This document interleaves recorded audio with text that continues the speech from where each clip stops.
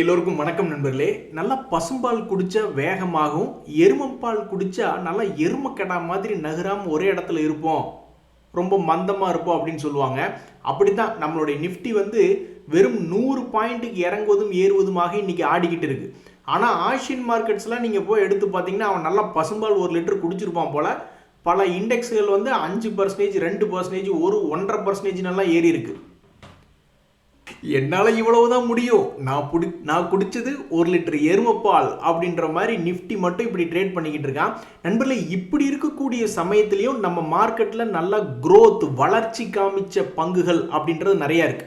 ஒரு உதாரணத்துக்கு இந்த லாய்ட்ஸ் மெட்டல்ஸ் அப்படின்றத எடுத்து பார்த்தோம்னு வச்சுங்களேன்.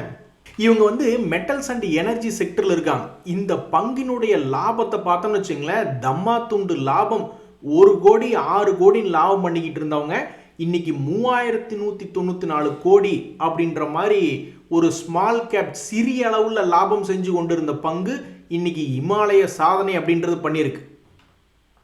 இந்த பங்கினுடைய விலை என்பது ஆல்ரெடி உச்சத்தில் இருக்கு. கடந்த 3 வருஷத்தினுடைய உச்சத்தில் போய்கிட்டு இருக்கு. இந்த செக்டர்ல இருக்கிற மாதிரியே கொஞ்சம் ரிலேட்டடான செக்டர்ல இருக்கக்கூடிய பங்கு அப்படின்னு பார்த்தோம்னா என்எம்டிசி. இவங்களுடைய ரிசல்ட் இன்னும் வெளி வரல. இந்த சமயத்தில் இந்த பங்குமே உச்சத்தில் இருக்கு. ஸோ இவன் உச்சத்துக்கு மேலே உச்சம் போக போகிறானா, டபுள் ரேலி கொடுக்க போகிறானா? ஒரு உதாரணத்துக்கு பார்த்தீங்கன்னா இந்த லாய்ட்ஸ் மெட்டல்ஸ் பார்த்தோம்னா அவன் ஆல்ரெடி ஒரு கட்டத்தில் உச்சத்தில் தான் இருந்தான். அதுக்கப்புறம் மறுபடியும் உச்சத்துக்கு மேலே உச்சம் மாறி போயிருக்கான். ஸோ என்எம்டிசியினுடைய ரிசல்ட் வரக்கூடிய தருணத்தில் இவன் ஏதாவது உச்சத்துக்கு மேலே உச்சம் போவானா அல்லது வீழ்ச்சி அடையுமா அப்படின்ற ஒரு முக்கியமான எதிர்பார்ப்பில் இந்த என்எம்டிசி ஷேர் இருக்கு. ஸோ தற்சமயத்துக்கு இந்த என்எம்டிசி ஷேர் செஞ்ச சாதனை என்ன அப்படின்னு பார்த்தீங்கன்னா, தன்னுடைய வீழ்ச்சி 50 ரூபாயிலிருந்து 2024 என்ன உச்சம் இருந்ததோ அந்த உச்சத்துக்கு திரும்பி வந்திருக்கு.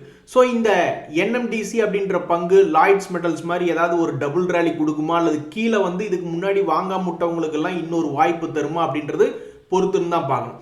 இதே செக்டரில் ரிலேட்டடாக இருக்கக்கூடிய இந்த குஜராத் மினரல் டெவலப்மெண்ட் அப்படின்றதனுடைய ரிசல்ட்டும் இன்னும் வரல. ஸோ இந்த செக்டரில் இருக்கக்கூடிய பல்வேறு கம்பெனிகள் ஆல்ரெடி உச்சத்தில் தான் இருக்கான். ஸோ உச்சத்துக்கு மேலே டபுள் ரேலி தரப்போகிறாங்களா அல்லது கீழே உளுந்து வாங்காதவங்களுக்கு இன்னொரு வாய்ப்பு தரப்போகிறாங்களா, என்ன செய்ய போகிறாங்க அப்படின்றது பொறுத்து இருந்தால் பார்க்கணும். ஆனால் சமீபத்தில் மிகவும் வளர்ச்சி அடைஞ்ச துறையில் அது அவங்களுடைய லாபமாகட்டும் ஸ்டாக் மார்க்கெட்டினுடைய ப்ரைஸ் ஆகட்டும் ரெண்டுலேயுமே சிறப்பாக இருந்தது இந்த மாதிரி மெட்டல்ஸ் ரிலேட்டடான பங்கு. மன்னிச்சிங்க, நடுவில் கொஞ்சம் தூங்கி விட்டேன் அப்படின்ற மாதிரி இந்த பிஹெச்எல் அப்படின்ற பங்கு திடீர்னு இடையில கொஞ்சம் சுமாராக இருந்தது. இப்போ மறுபடியும் இந்த எலக்ட்ரிக்கல் எக்யூப்மெண்ட் ரிலேட்டடான பவர் செக்டரில் நான் மறுபடியும் ஒரு ராஜாடா அப்படின்ற மாதிரி இந்த பிஹெச்எல் மீண்டு வந்திருக்கு. அதாவது இவங்களுடைய லாபங்கள்லாம் என்னாச்சு அப்படின்னு பார்த்தீங்கன்னா 2020களில் 2021 பார்த்தீங்கன்னா லாபமே இல்லை, நஷ்டத்துக்கு போய்விட்டது அந்த பங்கு. அதுக்கப்புறம் கொஞ்சம் கொஞ்சமாக பில்டப் பண்ணி இப்போ இந்த மார்ச் 2026 குவார்ட்டரில் மட்டும், அதாவது ஒரு முழு ஆண்டு அப்படின்னு பார்க்கும்பொழுது 1600 கோடி லாபம் என்பது கொடுத்துருக்காங்க. ஒரு குவார்ட்டர்லி ரிசல்ட் அப்படின்னு பார்த்தோம்னா அடேங்கப்பா இமாலய சாதனை அப்படின்ற மாதிரி அவங்களுடைய ஆப்ரேட்டிங் ப்ராஃபிட் 1753 கோடி, அதே மாதிரி நெட் ப்ராஃபிட் 1290 கோடின்னு வளர்ச்சி அடைஞ்சிருக்கு. மறுபடியும் நான் ஒரு ராஜா இந்த செக்டரில் அப்படின்ற மாதிரி இந்த பங்கு மேல் நோக்கி வந்திருக்கு. ஆனால் இதனுடைய ரிசல்ட் வரக்கூடிய சமயத்தில் நாம் எடுத்து பார்க்கும்போது இவனும் ஆல்ரெடி உச்சியில் தான் இருக்கான். இந்த 400 ரூபாய்ன்றது இவனுடைய எந்த காலத்தில் வந்தது அப்படின்னு நம்மளும் தேடி பார்க்குறோம். அது எப்பவோ 2009களில் இந்த ரேட்டில் ஒரு காலத்தில் வந்திருக்கு.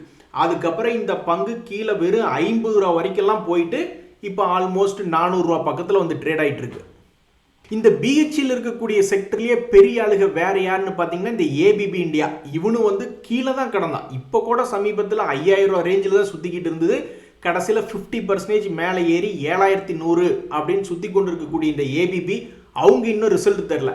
அவங்க ரிசல்ட் தரும்பொழுது இது ஏதாவது உச்சத்துக்கு மேலே உச்சம் போகுமா, டபுள் ரேலி கொடுக்குமா அல்லது மேலேருந்து கீழே விழுகுமான்றது பொறுத்து இருந்தால் பார்க்கணும். சீமென்ஸ் அப்படின்ற பங்கு அவன் ஆல்ரெடி உச்சத்தில் போய்கிட்டு இருக்கான். இதே ரிலேட்டடான செக்டரில் இருக்கக்கூடிய பங்கு தான். இவங்களுடைய ரிசல்ட்டும் இன்னும் வரல. ஸோ இந்த சீமென்ஸுமே உச்சத்துக்கு மேலே உச்சம் போகுமா அல்லது கீழே வருமா என்ன அப்படின்றது பொறுத்து இருந்து பார்க்கணும். ஆக மொத்தம் இந்த குவார்ட்டர்லி ரிசல்ட் சீசனில் ஓரளவுக்கு நல்லா ப்ராஃபிட் காமிச்சிருக்கக்கூடிய செக்டர்களில் இந்த எலக்ட்ரிக் எக்யூப்மெண்ட் அப்படின்றது ஒன்று. முதல்ல மெட்டல் செக்டர் பார்த்தோம், இப்போ எலக்ட்ரிக் ரிலேட்டடான செக்மெண்ட்டில் பார்த்துருக்கோம். நண்பர்களே, சமீபத்தில் ரினியூவபிள் எனர்ஜி செக்டர்லாம் கொஞ்சம் ஸ்லோவாக இருந்தது. ஏன்னா ட்ரம்ப் அவர்கள் வந்த பிறகு ட்ரில் பேபி ட்ரில் அப்படின்ற மாதிரி இந்த சோலார் எனர்ஜி மற்றும் மற்ற ரினியூவபிள் எனர்ஜிஸ்க்கெல்லாம் அவ்வளோ பெரிய வரவேற்பு என்பது இல்லாமல் இருந்தது. அந்த சமயத்தில் இந்த ரெனியூவபிள் டெக்னாலஜிஸ் அப்படின்ற பங்கு எப்படி ரிசல்ட் கொடுக்கும் அப்படின்னு பார்த்துக்கிட்டு இருக்கீல, இந்த வாரி ரினியூவபிள் டெக்னாலஜிஸ்னுடைய ரிசல்ட் என்பது பார்க்கும் பொழுது கிட்டத்தட்ட 207 கோடி லாபம் என்பது இந்த குவார்ட்டரில் பண்ணியிருக்காங்க. அது ஆப்ரேட்டிங் ப்ராஃபிட். போன டிசம்பரில் பார்த்தீங்கன்னா 159 கோடி தான், இப்போ இம்ப்ரூவ் பண்ணி 207 கொடுத்துருக்காங்க. 156 கோடி லாபம் என்பது அவங்க சமீபத்தில் பண்ணாத ஒரு லாபம். இப்படி இருக்கக்கூடிய இந்த வாரி ரெனியூவபிள்ஸ் டெக்னாலஜிஸ் அப்படின்ற பங்கு தற்போது ஏன்னா உச்சத்துக்கு மேலே உச்சம், டபுள் ரேலி அப்படின்றது போகல. ஏதோ ஒரு குரூப் வந்து நம்பிக்கையை பெரிய அளவில் டிரான்சாக்ஷன் என்பது 1100 ரூபாய் அப்படின்னு இருந்த பொழுது பண்ணியிருக்காங்க. அந்த ஹெவி வால்யூம் என்பது நடந்ததுக்கு அப்புறம் இப்போ வரைக்கும் ஒன்றும் பெருசாக மூவ்மெண்ட் இல்லை. அக்டோபர் 2025 ஒரு பெரிய வால்யூம் அப்படின்றது நடந்ததுக்கு அப்புறம் தலகுப்புற விழுந்து விட்டது. ஏதோ ஒரு குரூப் வந்து கீழே இறங்கிருன்னு நினச்சி பெருசாக விற்று விட்டுருக்காங்க. அவங்க நினச்சதான் கரெக்டாக நடந்திருக்கு. ஏன்னா 1300 ரூபாயிலிருந்து 800 ரூபா வரைக்கும் சரிந்த பின்பே 1100 ஒரு பெரிய வால்யூம் நடந்திருக்கு. ஸோ இந்த பங்குல வாலட்டிலிட்டியாக இருக்கக்கூடிய தருணத்தில் தன்னுடைய பழைய ஹை வர மாதிரி இருந்தால் இங்கிருந்து இன்னும் 200 ரூபா தள்ளி போக வேண்டியதாக இருக்குது. அல்லது பழைய இந்த வருஷத்தினுடைய லோ போகிற மாதிரி இருந்தாலும் கிட்டத்தட்ட 800 ரூபா வரைக்கும் போய் விழுக வேண்டியதாக இருக்குது. ஸோ எந்த பக்கம் போகும் அப்படின்றது பொறுத்து இருந்தால் பார்க்கணும். இந்த மாதிரி ரெனியூவபிள் எனர்ஜி செக்டரில் அதுவும் இந்த சோலார் ரிலேட்டடானதுலாம் நீங்கள் பார்த்தீங்கன்னா ப்ரீமியர் எனர்ஜிஸ் அப்படின்ற பங்குமே ஒரு ஃபேமஸான பங்கு தான் இந்த செக்டரில். அந்த பங்கு ஓரளவுக்கு தக்குமுக்காடி தன்னுடைய பழைய ஹையை மீட் எடுத்துட்டான். ஆனாலும் நல்ல ஒரு ரிசல்ட் கொடுத்துருக்கக்கூடிய இந்த வாரி ரெனியூவபிள் என்பது 156 கோடி லாபம், உச்சகட்ட லாபம் சமீபத்தினுடைய குவார்ட்டர்களில் அப்படின்னு கொடுத்துருந்தாலும் பாவம் இன்னும் தன்னுடைய பழைய ஹையை வந்து பிடிக்கல. ஸோ இதே செக்டரில் லீடராக இருந்திருக்கக்கூடிய ப்ரீமியர் எனர்ஜிஸ் மேல் நோக்கி வந்துட்டான். இவனுடைய லாபம் அப்படின்னு பார்த்தோம்னா இன்னும் ரிசல்ட் வெளியே வரல. இன்னொரு பங்குமே வாரி எனர்ஜிஸ் அப்படின்ற பங்கு, அதனுடைய ரிசல்ட்டுமே 1126 கோடின்னு ஓரளவுக்கு ஸ்டேபிளான ரிட்டர்ன் தான் கொடுத்துருக்காங்க. இந்த பங்கு ஆனால் ஆல்ரெடி பாவம் உச்சத்தில் தான் இருக்குது. ஸோ ஓரளவுக்கு ரிசல்ட் கொடுத்தும் மேலே இன்னும் உச்சம் வர முடியாத ஒரு பங்காக பாவம் இந்த வாரி ரெனியூவபிள்ஸ் அப்படின்ற பங்கு சமீபத்தில் இருக்குது. ஏன்னா அதெல்லாம் ஒரு வாலட்டிலிட்டியான பங்கு. ஒரே சைடு மேலேயோ ஒரே சைடு கீழேயோ போகாமல் கீழே மேலே ஆடிக்கொண்டிருக்கக்கூடிய பங்குங்கிறதுனால ரிசல்ட் சீசனில் நல்லா ரிசல்ட் கொடுத்துமே இன்னும் பெரிய மூவ்மெண்ட் இல்லை. மேபி அவன் இன்னும் சேர்த்து வச்சுக்கிட்டு இருக்கானா என்னன்றது தெரியல அவனுடைய அதிரடியை காட்டுறக்கு. எல்லாரும் வீட்டுக்கு ஒரு பைப்பு வாங்குங்க, நான் வேற லெவலில் வந்துடுவேன் அப்படின்ற மாதிரி பைப்பு டிமாண்ட் ஸ்ட்ராங்காக இருந்துன்னு வச்சிங்களேன், இந்த கம்பெனியினுடைய நம்பர்ஸ்லாம் வந்து ரொம்ப பவர்ஃபுல்லாக இருக்கும். இந்த சுப்ரீம் இண்டஸ்ட்ரீஸ்னுடைய மூவ்மெண்ட் எல்லாம் பார்த்தீங்கன்னா சின்ன விஷயம் கிடையாது.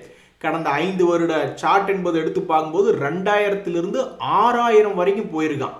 அதுக்கப்புறமே இந்த பங்கு கீழே 3000 வரைக்கும் வந்து விழுந்துட்டு 2025 4500 வரைக்கும் மறுபடி போயிருக்கான். இந்த 2026 இன்னும் பெருசாக சம்பாரிச்சு தரல. ஏன்னா ஒரு பெரிய மாற்றம் அப்படின்றது கொண்டு வந்திருந்தாங்கன்னு வச்சிங்களேன், செமையாக இருந்திருக்கும். அந்த மாதிரி தான் இவங்களும் ஒரு பெரிய மாற்றம் அப்படின்றது கொண்டு வந்திருக்காங்க. அவங்களுடைய ஆப்ரேட்டிங் ப்ராஃபிட் வந்து 2023 480 கோடியெல்லாம் லாபம் பண்ணிட்டாங்க. அதுக்கப்புறம் லாபம் கொஞ்சம் கம்மியாயிடுச்சு. இப்போ தான் மறுபடியும் வந்து 434 கோடி லாபம் என்பது சமீபத்திய ஜில்லாவில் அவங்க செய்யாத ஒரு விஷயம். ஸோ டிமாண்ட் என்பது இன்க்ரீஸ் ஆகும் பொழுது இந்த பங்கு கடந்த ஒரு வருஷத்தினுடைய லோக்கு பக்கத்தில் சுற்றி கொண்டிருக்கக்கூடிய இந்த சுப்ரீம் இண்டஸ்ட்ரீஸ்க்கு என்னாக போகிறது? நம்மளுக்கு இந்த இண்டஸ்ட்ரீஸில் வேறு யார் தெரியும், வேறு யார் பிரபலம் அப்படின்னா நம்ம இந்த அஸ்ட்ரால் பைப்ஸ், அஸ்ட்ரால் பாலிடெக்னிக் அப்படின்றது இவங்களுடைய குவார்ட்டர்லி ரிசல்ட்ஸ் வந்து இன்னும் வெளியே வரல. இந்த சமயத்தில் இந்த பங்கினுடைய விலை வந்து ஆல்மோஸ்ட் உச்சத்தில் இருக்குது. என்னப்பா அநியாயமாக இருக்குது, அவன் ஓரளவுக்கு ரிசல்ட் கொடுத்துருக்கான், ஆனால் அவன் 52 வீக் லோ பக்கத்தில் இருக்குது. இந்த அஸ்ட்ரால் இன்னும் ரிசல்ட் வரல, பட் இருந்தாலும் தற்போது இது 52 வீக் ஹை பக்கத்தில் இருக்குது. வேற எது பைப் இண்டஸ்ட்ரீஸில் பார்த்தீங்கன்னா அப்புறம் இந்த ஃபினோலெக்ஸ் இண்டஸ்ட்ரீஸ் அப்படின்றது இருக்குது. இந்த பங்கினுடைய ரிசல்ட்டுமே இன்னும் வெளியே வரல. ஸோ இந்த பங்கினுடைய விலை என்பது இது நியாயம்தானே அப்படின்ற மாதிரி இந்த பங்கினுடைய ரிசல்ட் வராது. இந்த பங்கினுடைய விலை 52 வீக் லோவில் இருக்குது. ஸோ இந்த செக்டரில் பெரிய ஆளுக 3 பேர், பைப் இண்டஸ்ட்ரீஸில் 3 பேருக்கு டிமாண்ட் என்பது இந்த சுப்ரீம் இண்டஸ்ட்ரீஸ்க்கு இந்த குவார்ட்டரில் வந்து நல்ல ரிசல்ட் காமிச்சிருக்கான். தற்போதைக்கு கீழே இருக்குது. மற்ற 2 பசங்களும் என்ன பண்ண போகிறாங்க அப்படின்றது பொறுத்து இருந்து தான் பார்க்கணும். ஆனால் ஒன்றுங்க, இந்த சுப்ரீம் இண்டஸ்ட்ரீஸ் கீழிருந்து மேலே வர்ற மாதிரி இருந்தாலும் ரீட்டைல் மக்களுக்கு பெருசாக சந்தோஷம் இல்லை. ஏன்னா அவங்க 14% ஹோல்டு பண்ணிக்கிட்டு இருக்காங்க. எஃப்ஐஎஸ் 17, டிஐஎஸ் 19 ஹோல்டு பண்ணிக்கிட்டு இருக்காங்க. நண்பர்களே, நம்ம அடுத்து பார்க்கக்கூடிய இந்த கோஃபோர்ஜ் இண்டஸ்ட்ரீஸ் ஒரு தலைவன், தானாக எழுந்து வந்த தலைவன். அதாவது இந்த கோஃபோர்ஜ் என்ன பண்ணியிருக்குன்னா, இது ஐடி இண்டஸ்ட்ரீஸில் தான் இருக்குது. ஆனால் இதனுடைய ஐடி இண்டஸ்ட்ரீஸ் ஏன் இறங்கிட்டு இருக்கு, இவங்களுடைய வருமானம் நிகழ்கால மற்றும் எதிர்கால வருமானம் எல்லாம் கேள்விக்குறியா இருக்குன்னு சொல்லி இறக்கி விட்டுட்டு இருக்காங்க. ஆனால் இவங்க இப்போ வெளியிட்டிருக்கக்கூடிய நிகழ்கால வருமானத்தில் 876 கோடி அப்படின்னு சொல்லி அவங்களுடைய ஆப்ரேட்டிங் ப்ராஃபிட் மார்ஜினே இன்க்ரீஸ் பண்ணி காமிச்சிருக்காங்க. அவங்களுடைய மொத்த வருமானம் என்பது பார்க்கும்போது 666 கோடி என்பது மாதிரி வருது. ஆனால் இப்படி இருக்கக்கூடிய நேரத்தில் இந்த பங்கினுடைய விலை என்பது 52 வீக் லோவில் இருக்குது. பாருங்கள் நண்பர்களே, எப்படி இருக்குதுன்னு மார்க்கெட்டில் அந்த எலக்ட்ரிக்கல் எக்யூப்மெண்ட் டிமாண்ட் இருக்குது. அவனுங்கெல்லாம் உச்சத்துக்கு மேலே உச்சத்தில் இருக்கானு. மெட்டல் கம்பெனிகளுக்கு மார்க்கெட்டில் டிமாண்ட் இருக்குது. அவனுங்கெல்லாம் டபுள் ரேலி, அதாவது இழந்ததை மீட் எடுத்து மறுபடியும் இன்னொரு ரேலி டபுள் ரேலி போனவனுங்களாம் இருக்கானு. அப்புறம் இந்த சோலார் செக்டர் நாம் எடுத்து பார்க்குறோம். அவன் இழந்ததில் பாதியை மீட்டெடுத்த சில பங்குகள் அல்லது பாதியை முழுவதும் மீட்டெடுத்த பங்குகள் இருக்கானு. இந்த பைப் இண்டஸ்ட்ரின்னு பார்க்குறோம், அதெல்லாம் ரொம்ப சுமாராக தான் இருக்குது. அதுக்கடுத்து நம்ம பார்க்கக்கூடிய இந்த ஐடி பங்குகள் ரொம்ப சுமாராக, இவனுங்களும் 52 வீக் லோ பக்கத்தில் பல்வேறு பங்குகள் சுற்றிக்கிட்டு இருக்கு. ஏதோ ஒரு குரூப் பெருசாக வால்யூம் பண்ணி வச்சுருக்கான். இது வந்து நம்பிக்கையாக ஏறு நினச்சி எடுத்து வச்சுருக்கானா, அல்லது இந்த ரிசல்ட்டை பார்த்துட்டு இது எங்கே ஏறப்போகுதுன்னு சொல்லி விற்று விட்டுருக்காங்களா என்னென்று தெரியாது. ஆனால் பல லட்சம் கோடி டிரான்சாக்ஷன்ஸ் என்பது இந்த ப்ரைஸ் என்பது நடந்திருக்கு. சரி, டிசிஎஸ் எல்லாம் எவ்வளோ பெரிய ஆள், அவங்களாம் இந்த கோஃபோர்ஜ் மாதிரி தங்களுடைய ஆப்ரேட்டிங் ப்ராஃபிட்டை, நெட் ப்ராஃபிட் இன்க்ரீஸ் பண்ணாட்டி பரவாயில்ல, ஆப்ரேட்டிங் ப்ராஃபிட் மார்ஜினை இப்படி இன்க்ரீஸ் பண்ணியிருக்காங்களா அப்படின்றத செக் பண்ணி பார்ப்போமா. இப்போ டெக் மஹிந்திரா அப்படின்ற ஒரு பங்கு, அவங்களுடைய ஆப்ரேட்டிங் ப்ராஃபிட் மார்ஜின் வந்து கொஞ்சோண்டு இன்க்ரீஸ் ஆகிருக்கிறது. சரி, ஓகே. அதே மாதிரி இந்த இன்ஃபோசிஸ் அப்படின்ற ஒரு பங்கு, அவங்களுடைய மார்ஜின் அதே மாதிரி பார்க்கும்பொழுது ஒரு சிறிய அளவிலே இன்க்ரீஸ் ஆகிருக்கு. அடுத்தது டிசிஎஸ் அப்படின்றது, அவங்களுதுமே ஒரு சிறிய, ஏங்க கொஞ்சம் இன்க்ரீஸ் ஆனால் என்னங்க, அவன் 19,000 கோடி லாபம் பண்ணிக்கிட்டு இருக்காங்க. டெக் மஹிந்திராலாம் 2,500 கோடி தான். அதே மாதிரி கோஃபோர்ஜெல்லாம் வெறும் 876 கோடி தான்.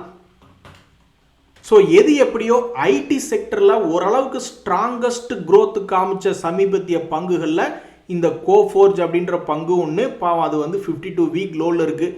இன்னும் எவ்வளவு தூரம் கீழே போக போகுது அப்படின்றது தெரில, அல்லது எப்போ திரும்பி மேலே வரும் அப்படின்றது தெரில. ஆனால் இன்றைய தேதியில் அது 52 வீக் லோ அப்படின்ற இடத்துல இருக்கக்கூடிய பங்குகளினுடைய லிஸ்ட்டில் இந்த கோஃபோர்ஜ் ஸ்டாக் அப்படின்றது இருக்குது. அதாவது நண்பர்களே, நம்மளுடைய மார்க்கெட் ரொம்ப சுமாராக இருக்குது. நம்ம மற்ற ஏஷியன் மார்க்கெட்ஸ் எல்லாம் நம்ம பார்த்துட்டு இருக்கோம், அவனுங்கெல்லாம் பறந்துட்டு இருக்காங்க. அதுக்கு வேற ஒன்றும் காரணம் இல்லை. நம்மளால இங்கே 5,000 கோடி 3,000 கோடி டெய்லி வித்தெடுத்து அந்த பணத்தை கொண்டு போய் ஆசியா மார்க்கெட்டில் மற்ற இடத்துல போட்டுருவாங்களாட்டு. இதனால் என்ன ஆக போகுதுன்னு நீங்கள் நினைக்கிறீங்க? அவங்களுடைய மார்க்கெட் எவ்வளவு தூரம் வளர்ச்சி அடையும்? ஒரு காலத்தில் கோல்டு வளர்ச்சி அடைஞ்சே குப்புற விழுந்தது கோல்டேவும். அப்போ அந்த கண்டிப்பாக இந்த தைவானு, ஹாங்காங்கு, வேற யார், ஜப்பானு, இவன் எல்லாரும் சேர்ந்து ஒரு கட்டத்தில் திடீர்னு விழுக போகிறானு. அவனுக்கு விழுகும்போது அந்த மார்க்கெட்டில் விற்கக்கூடிய பணம் தான் அப்புறம் திரும்பி நம்ம மார்க்கெட்டுக்கு எஃப்ஐஎஸ் எடுத்துகிட்டு வருவாங்கன்னு நினைக்கிறேன். ஸோ அங்கே நம்ம நாட்டில் வேல்யூவேஷன் ஜாஸ்தின்னு சொல்லி இப்போவும் விற்றுக்கிட்டு இருக்காங்க. விற்கிற பணத்தையெல்லாம் அங்கே கொண்டு போய் தைவானையும் சவுத் கொரியாவும் பிடிச்சி ஏற்றி விட்டுட்டு இருக்காங்க. அப்போ என்ன ஆகுது, அங்கேயும் வேல்யூவேஷன் இன்க்ரீஸ் ஆகுதானே செய்யும். அப்போ ஒரு காலத்தில் நம்ம வேல்யூவேஷனும் அவங்க வேல்யூவேஷனும் ஒரே கட்டத்தில் ஒரே மாதிரி ஆக போகுது. அப்போ அவங்க வேறு வழி இல்லாமல் நம்ம கிட்ட தான் வர்ற மாதிரி இருக்குன்னு நான் நினைக்கிறேன். எது எப்படியோ இந்த குளோபல் ஸ்டாக் மார்க்கெட்டில் வந்து பார்த்தீங்கன்னா இந்த பீஸ் டீல், அமைதி ஒப்பந்தம் கண்டிப்பாக ஏற்பட்டுவிடும் அப்படின்ற மாதிரி ஒரு ஆசைக்கு பல மார்க்கெட்டுகள் ஏறி இருக்கு. அந்த ஆசை இன்னும் நம்ம மார்க்கெட்டில் வரல. ஏன் அப்படின்னா அந்த மார்க்கெட்டுகளுக்கெல்லாம் வந்து இந்த க்ரூட் ஆயில் கிடைக்கிறது ரொம்ப கஷ்டமாக இருந்தது அந்த ஹோர்முஸ் மூடி வச்சதுனால. ஆனால் நீங்கள் தான் போய் ரஷ்யாலேயும் மற்ற இடங்கள்லையும் ஆயில் வாங்கி வச்சுக்கிட்டு இருக்கீங்கள, அதனால் உங்கள் நாட்டில் பிரச்சனையே வரல. இல்லை, அங்கெல்லாம் எமர்ஜென்சியெல்லாம் கூட சில நாடுகளில் தெரிவித்தாங்க இந்த மாதிரி க்ரூட் ஆயில் பற்றாக்குறையினால, அதனால தான் மற்ற நாடுகள் ஏற்றி விட்ருக்கோம், உங்களுக்கு கம்மியாக இருக்குது அப்படின்ற மாதிரி செய்தி. எது எப்படியோ இன்றைக்கி நம்மளுடைய மார்க்கெட்டில் ஒரு சந்தோஷம் வராத நிலை. ஒரு கும்பா குட்டி எருமைப்பால் 1 லிட்டரை குடிச்சிக்கிட்டு நடு வீட்டில் படுத்து கிடக்கக்கூடிய ஒரு எருமை மாட்டை போலே இந்த நிஃப்டி இந்த பக்கம் நகராமல் இருக்குது. இன்றைய தகவல் அனைத்து உங்களுக்கு பிடிச்சிருந்தால் எனக்கும் நன்றி, எனக்கும் சந்தோஷம். வாழ்த்துக்கள், நன்றி.